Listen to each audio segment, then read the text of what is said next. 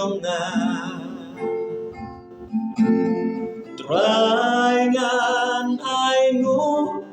ya me metim yaga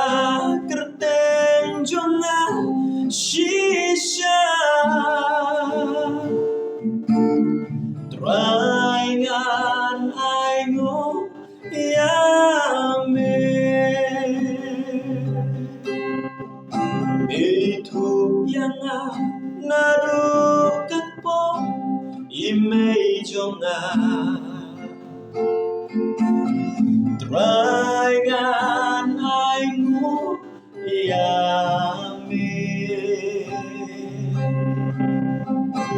netim yaga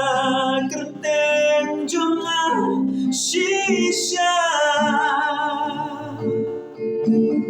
trai ngan ai ngu ya me kumyanga kumyanga mechi kumyanga trai medang hi kumyanga kumyanga mechi kumyanga trai